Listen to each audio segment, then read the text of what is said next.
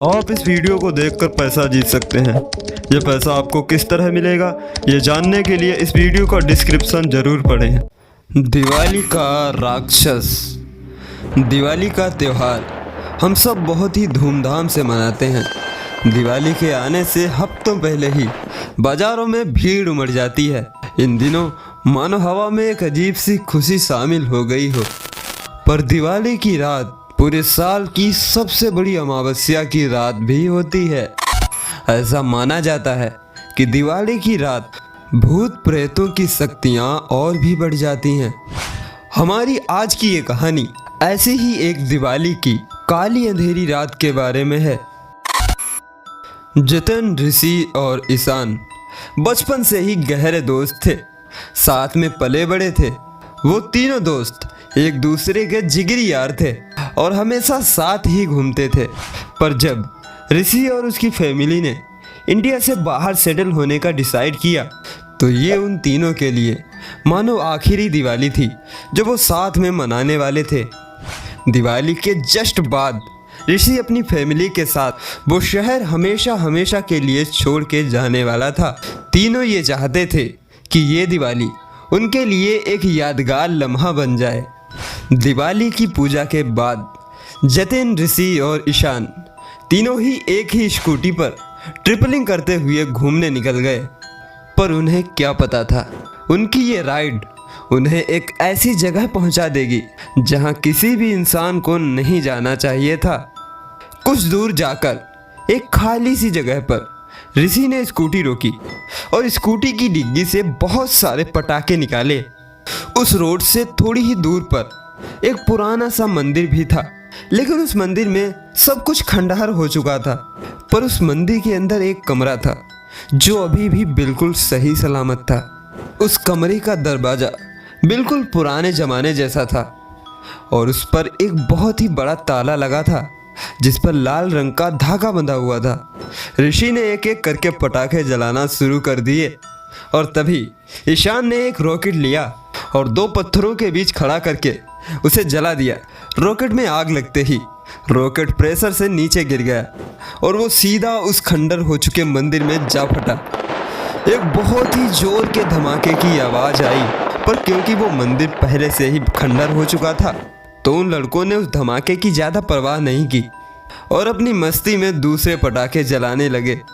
पर तभी कुछ ही पलों के बाद वहाँ तेज हवा चलने लगी, इतनी तेज कि जिन कैंडल से वो पटाखे जला रहे थे वो भी बुझ गई थी। वो हवा देखते ही देखते इतनी तेज हो गई कि जैसे कोई तूफान उन लड़कों की तरफ आ रहा हो।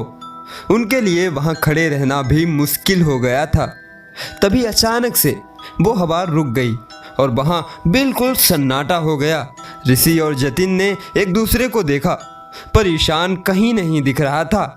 उन्होंने उसे आवाज़ भी लगाई पर उन्हें वो कहीं नहीं मिल रहा था। तभी उन्हें ईशान के दर्द से कराहने की आवाज़ आई। वो आवाज़ उसी खंडहर हो चुके मंदिर से आ रही थी। ऋषि और जतिन दौड़कर वहाँ पहुँचे तो उस खंडहर में ईशान लेटा हुआ था और उसके पेट पर बड़े बड़े नाखूनों के निशान थे। उसके पेट से बहुत सारा खून बह रहा था। जतिन की नज़र जब मंदिर के अंदर गई तो जो दरवाज़ा पहले बंद पड़ा था अब वो पूरी तरह से टूटा हुआ था। उन्हें कुछ भी समझ नहीं आ रहा था कि तभी ईशान की आंखें बंद होने लगीं। अपने घाव की वजह से वो कुछ भी बोल नहीं पा रहा था और इसीलिए उसने घबराई हुई हालत में मंदिर की छत की ओर इशारा किया और जैसे ही जतिन और ऋषि ने पलट कर पीछे देखा तो उनकी रूह कांप गई। मंदिर की छत पर एक लंबे दांतों वाला भयानक सा दिखने वाला जीव चिपका हुआ था। उसका पूरा शरीर जली हुई चमड़ी का था। उसकी आंखें एकदम सफ़ेद थीं। जैसे ही ऋषि और जतिन ने उसे देखा तो वो अजीब तरीके से उन्हें देखकर चीखने लगा। वो तीनों बहुत ही बुरी तरह डरे हुए थे। ऋषि और जतिन ने ईशान को उठाया और उस मंदिर से बाहर भागे। वो अजीब सा दिखने वाला जानवर भी उनके पीछे भागा और भागता हुआ छत से नीचे आ गया। तीनों को अपनी मौत नज़दीक आते दिख रही थी। ईशान को उठाकर भागना बहुत ही मुश्किल हो रहा था बहुत ज़्यादा खून बहने की वजह से ईशान अपने होश खोने लगा था। जैसे तैसे करके वो तीनों उस रोड पर भागते हुए आए। कुछ देर तक भागने के बाद उन्होंने देखा कि वो जीव उनके पीछे नहीं था। वो तीनों और तेज भागे और तभी उनको रोड के ऊपर एक खंडर के सामने स्कूटी खड़ी हुई दिखी। ये देखकर वो बहुत ही डर गए, क्योंकि इसका मतलब था वो वहीं पर वापस आ गए थे जहां से भागकर वो निकले थे। और वो खंडर कोई खंडर नहीं बल्कि वही मंदिर था जहां पर वो राक्षस उन्हें दिखा था। उस मंदिर के बंद दरवाजे के अंदर एक छोटा सा कमरा था जहां पर एक मूर्ति लगी थी, और वो मूर्ति किसी और की नहीं बल्कि उसी जीव की थी जो उनके पीछे खड़ा था।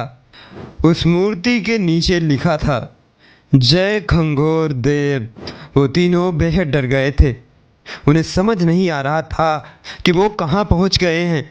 ऋषि ने मदद के लिए अपना फ़ोन निकाला, पर उसके फ़ोन में नेटवर्क ही नहीं था। उसने उस मंदिर की एक फ़ोटो खींची और ईशान को उठाकर वो दोनों स्कूटी के पास जाने लगे कि तभी उनके पीछे से एक अजीब सी आवाज़ आई। उस दिवाली के दिन के बाद ऋषि, जतिन और ईशान कहाँ चले गए ये किसी को भी नहीं पता।